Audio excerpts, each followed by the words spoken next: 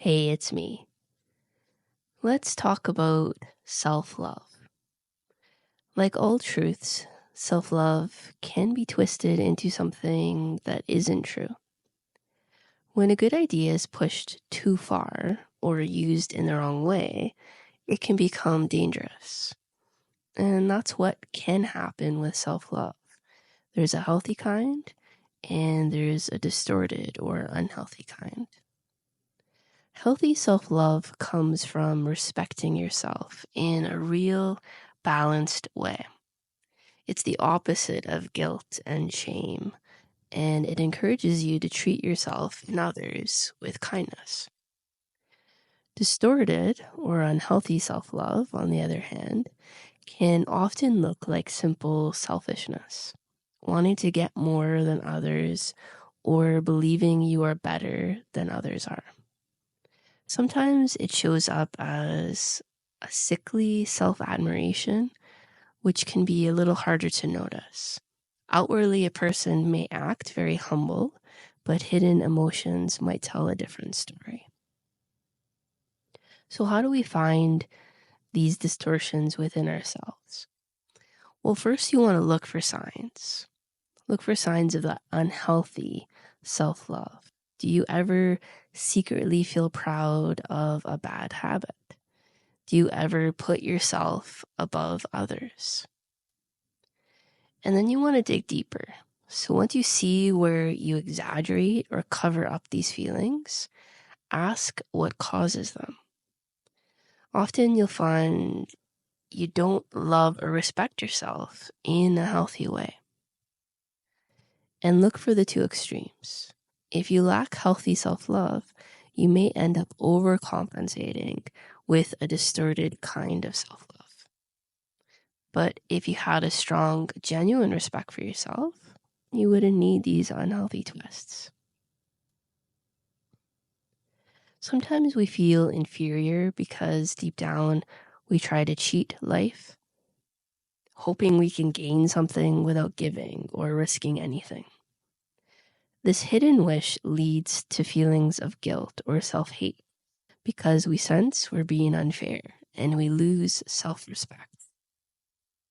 Then, to make ourselves feel better, we use false self-love in other areas of our life. So it becomes a vicious cycle, and the cycle feeds itself until we become fully aware of it and change our attitude. Now, it's fine to be grateful for your life and feel joy, absolutely. The thing is, if you notice even a slight sense of, I love my life more than anything else, in this self-adoring way, that's a red flag. Because that's not real gratitude. It's more like being enamored with yourself or your own comfort. So if you spot that, ask why you feel so attached to it. Often it comes from some form of rejection you once felt, and you're trying to patch that wound with a sense of self-adoration. Now, some people think self-love in any form is wrong or a sin. That's not true. You can't honor yourself or your unique divine spark, your spark of life, if you don't love yourself. Without healthy self-love, you won't function at your best or be able to love others well. So it's more about avoiding the two extremes. Overgrown, sickly self-love that puts you above others, and no self-love at all, where you punish yourself and think you deserve nothing. Life often requires choices that might hurt someone, and sometimes you must decide whether that person will be you. It can be confusing if you believe that wanting what's best for you is always selfish. But sometimes it's not wrong to protect yourself.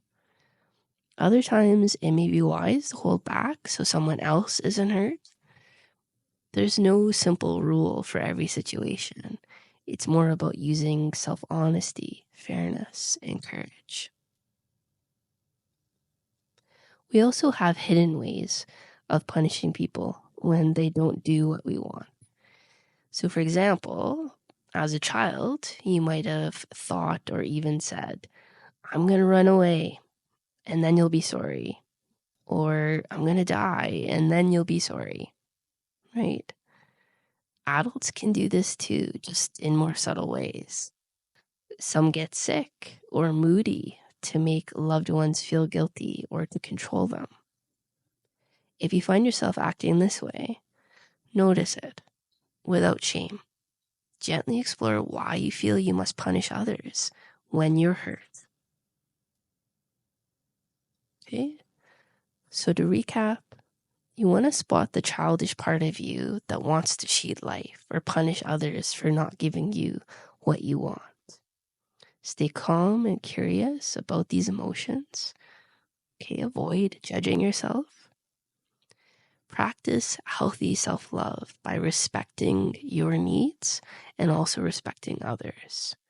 And trust that by dropping false self-love, you can gain true strength and happiness.